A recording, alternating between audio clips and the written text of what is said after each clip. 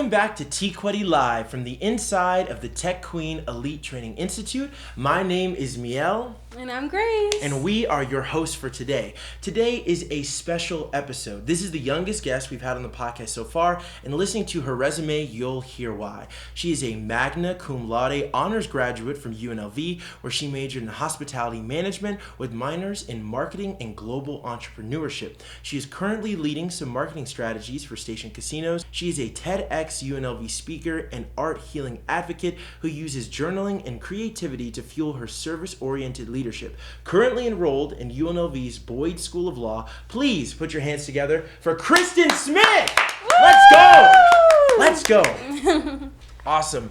Thank you so much for coming out today and giving us your time. We understand that you're very, very busy, so we just want to jump right into it. Summer's coming to an end. What has been keeping you busy this summer? I have been working at Station Casinos part-time, so 3 days a week.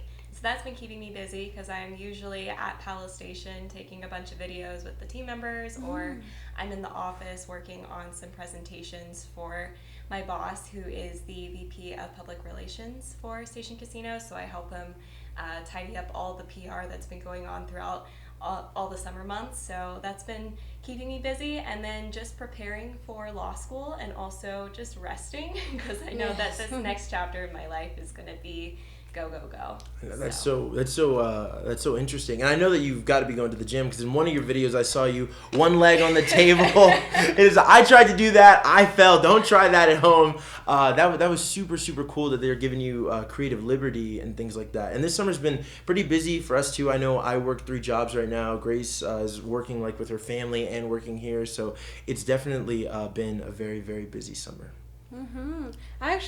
I'm super interested in your marketing degree. I'm also a marketing emphasis business major. How has that helped you get into where you're at right now with the Palace Station? Yeah, so I was part of the American Marketing Association. I think that did a lot for me in my undergrad years. I was part of it during my freshman year, and I just joined their case competition team right when I first heard about it. I was like, okay, I'm going to be part of it. So I was on this team, the youngest person on the team because I was a freshman, but we had to create this 40-page report. And at the time it was for Amazon Prime Student. So it's for actual companies where you're creating solutions to their case problem, which that year it was like, how do we increase Prime student memberships? So I worked on this 40-page plan with a group of students, and we ended up placing 3rd that year out of the entire nation. So 70 plus teams, we were 3rd place. And we all got to go to Chicago, and that was a lot of fun. And so I did that case competition year after year, and it's a new sponsor every year. So we've done cases for Wall Street Journal, for the Chef Foundation, which is a nonprofit, and then this past year we did Adobe Express. So I think all of those provided a lot of experience with how to create a whole marketing strategy, from starting with the research, going back into the secondary, primary data, trying to create your own focus groups, doing your own surveys, and then looking at their own internal analysis and external, and trying to incorporate all this research to create a data-driven plan for certain companies. And I think that competition helped a lot with showing my boss and showing people that I was data-driven and could provide results. So I think that helped open a lot of doors. That's what's super impressive to me, because I know the job market is really, really tough. A lot of people are struggling to find something. So the fact that you're able to prove your worth in a sense and get such an amazing opportunity, it's really, really impressive. Thank you. Thank you. They have a great internship program. So any of the hospitality programs, honestly, they open a lot of doors for you to learn about marketing, whether you want to do social media or you want to get your foot in the door with more of the casino slot side. Hospitality programs offer a lot. And I heard you mention in that as well that you got the chance to go to Chicago. You travel a lot. I'd read something about you getting to go to Morocco for a summit. Tell us a little bit about that experience and what that was like. Yes. So throughout college, I was able to go to Chicago, New Orleans. I've been to places like Wisconsin, Wow, Indiana. that's the craziest one on the list. I didn't know that was a real place.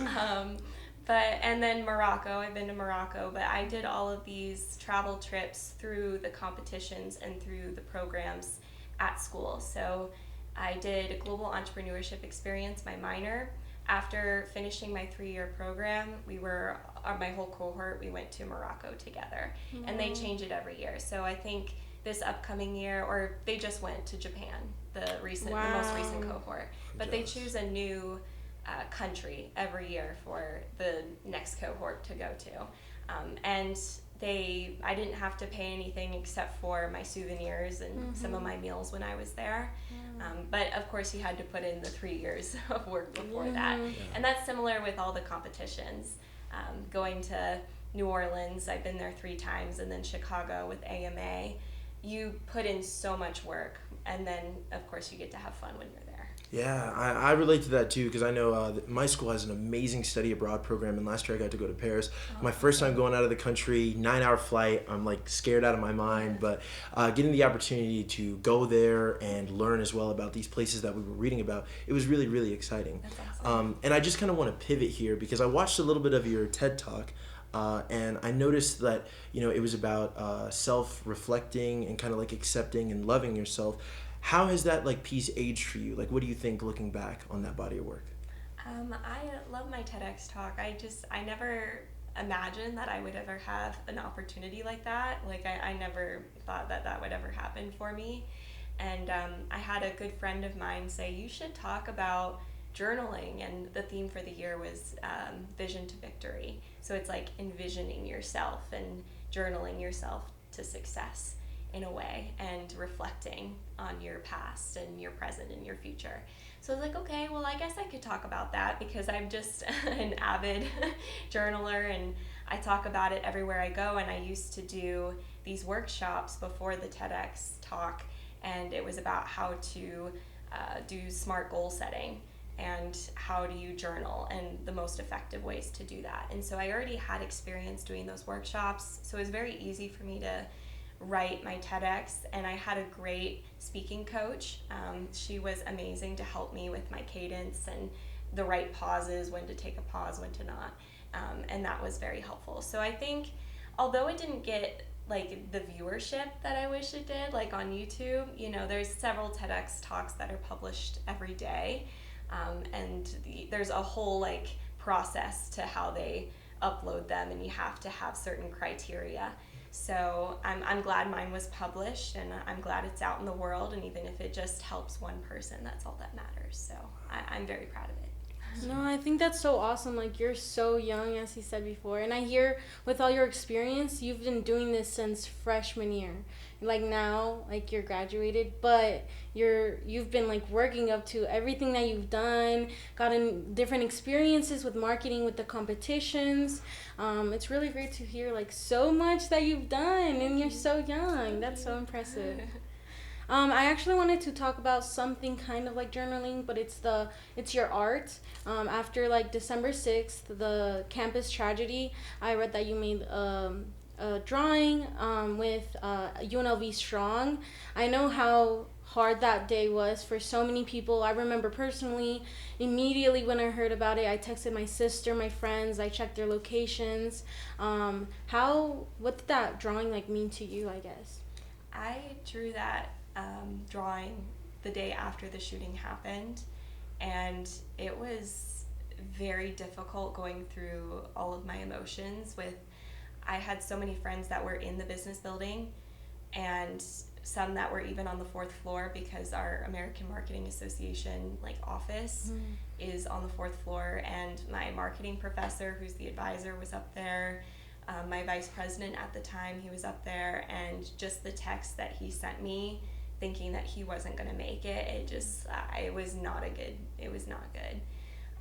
And so many people having to run, and I can't even imagine just how they felt. And a place that felt like home and provided me such a safe space all throughout my years of college, and just became my home, and then feeling like it wasn't safe anymore.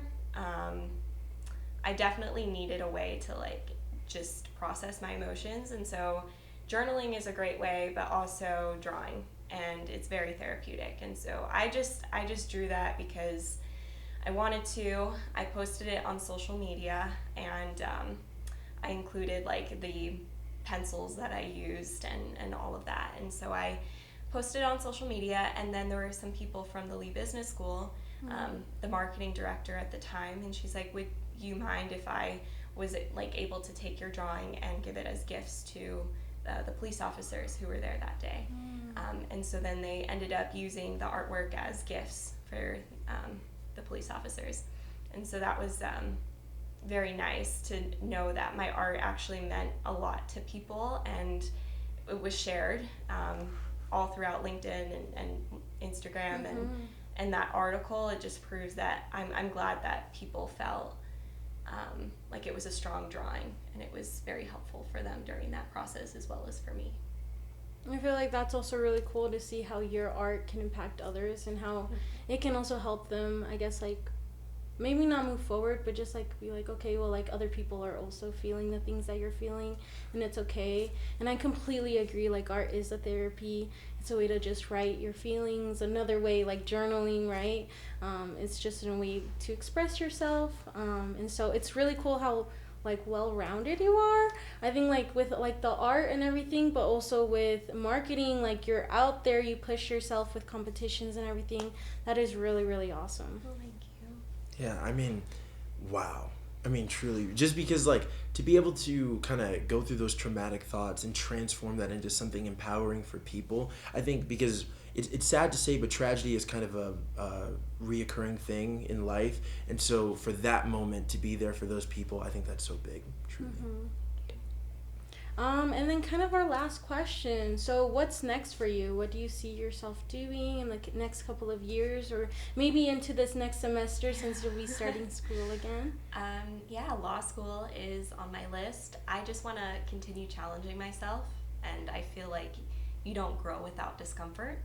So I think that's the next step for me. I loved my hospitality law classes in my undergrad years, and even my marketing classes have a lot of analysis and reading, and even my American Marketing Association, you have to come up with a strategy, and that's what a lot of law is about as well. And so I'm trying to combine my loves for hospitality, marketing, and law into a fulfilling career, and I hope that's possible. So I'm looking forward to law school. I'm looking forward to challenging myself, changing and growing, and I just want to be the best version of me possible.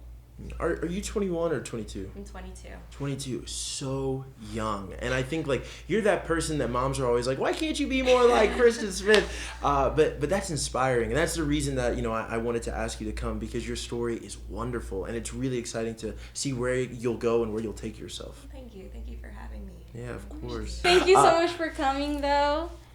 And we just want to say again, thank you to Christen for coming out. Thank you guys for tuning in, and we will see you on the next time TQETI Live.